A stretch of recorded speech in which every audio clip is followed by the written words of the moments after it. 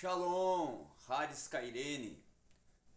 Vamos hoje brevemente fazer uma exposição sobre um dos teólogos mais, quem sabe, importantes e significativos para compreendermos a difusão e todo o contexto cósmico dos séculos 18, 19 e 20.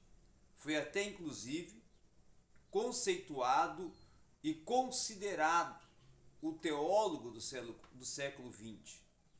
Falo de Paul Tillich. Paul Tillich, ele marcou uma época, vamos dizer assim, com seu legado, toda uma geração construída dentro de uma teologia reflexiva, tendo em vista que Paul Tillich que não foi só apenas teólogo, ele também foi filósofo. Quando lemos a sua biografia, nós vamos ver que ele nasceu na Polônia. Ele não era um teólogo alemão, ele era um teólogo polonês. Tá? Mesmo tendo desenvolvido a sua carreira na Alemanha, ele era oriundo da Polônia. Tá? Ele vai nascer nos anos de 1886. Isso nos leva que ele nasce no período da ascensão e, quem sabe, da implantação mais ampla, né, do iluminismo, da efetivação do iluminismo. Também ele vai formar-se primeiro, vai se doutorar primeiro em filosofia, para depois, em sequência, conduzir-se na teologia.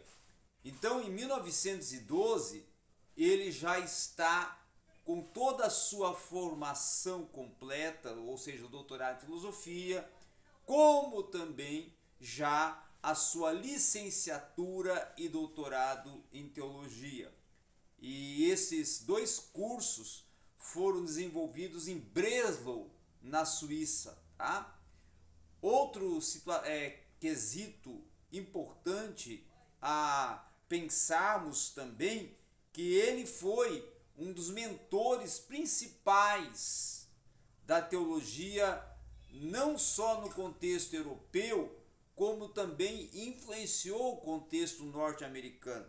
Ele deu aulas primeiro em Marburg, na Alemanha, depois ele deu aulas em Dresden, em Leipzig, tá? Isso tudo na Alemanha. E depois ele também foi uma pessoa que foi influenciador, tá? De Theodor Adorno, tá certo? E também foi influenciador de Max Horkheimer, tá? Então ele deu origem à conhecida escola de Frankfurt, tá? Outra questão também importante, que ele foi o fundamento do movimento do socialismo religioso. Então ele vai trazer todo um desenvolvimento que nós podemos considerar de âmbito sociológico, filosófico, teológico, compondo um princípio de uma religiosidade pensante dentro do contexto do iluminismo, da idade da razão e do período em que estava se vivenciando na Europa os grandes momentos das descobertas, dos conflitos e das periodizações, tá, do pensamento europeu. E nos seus livros, uma das suas obras, que é uma das obras mais aclamadas de Paul Tillich, traduzidas para o português, que é as perspectivas de teologia protestante nos séculos 19 e 20, certo? Ele vai traçar ali todo um perfil de toda a construção, de todo o pensamento e de todo o acervo pensante, não só da filosofia, sociologia, mas principalmente da teologia, sendo concebida a partir de uma cosmovisão, de um olhar centrado nas descobertas, nas ampliações, nas fomentações de todo esse período dos séculos XIX para o século XX e também pensando na grande participação que vai ter o iluminismo, tá? E inclusive ele vai falar sobre, numa das suas partes desse livro, nos capítulos, os conflitos intrínsecos ao iluminismo, que ele vai até de colocar como um subtítulo o pessimismo cósmico.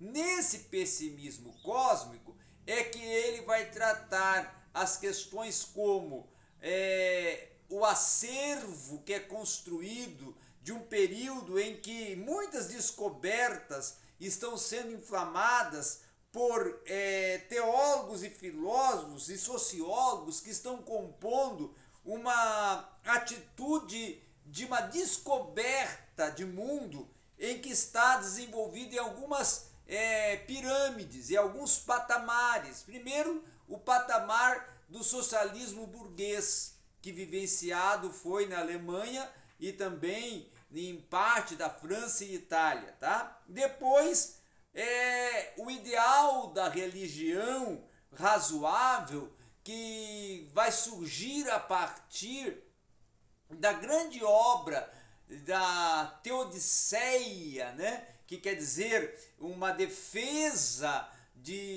sobre Deus, como Deus é bom e um mundo mau. Essa seria uma defesa que foi a razão da grande obra que foi desenvolvida por Leibniz, né? A Teodiceia de Leibniz, enquanto Leibniz vai procurar nessa obra fazer uma defesa de Deus, porque havia um confronto do mundo que estava em caos e por que a existência de Deus como Criador se estava criando o mundo em caos. Então essa que era o grande questionamento filosófico da época, e aí Leibniz vai escrever essa obra, a Teodiceia de Leibniz, justamente para uma defesa, tá? Uma defesa concernente principalmente a essa aplicabilidade da justiça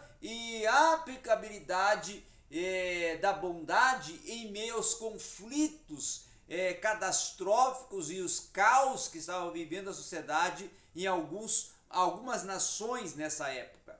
Também vai ser um período em que David Hume, né, vai escrever uma das suas obras da teologia natural e vai começar a propor, quem sabe ali, um confronto à religião, certo? E vai ser um período, quem sabe, da maior ascendência da racionalidade na religião proposta nas obras de teologia natural e da filosofia também natural de David Hume, tá? Os conflitos intrínsecos ao iluminismo, como por exemplo um pessimismo cósmico que havia latente na sociedade, é retratado por Tillich, onde ele vai dizer que é curioso observar filósofos que ficaram alarmados perante a situações como o próprio Goethe, né, que é um filósofo francês do século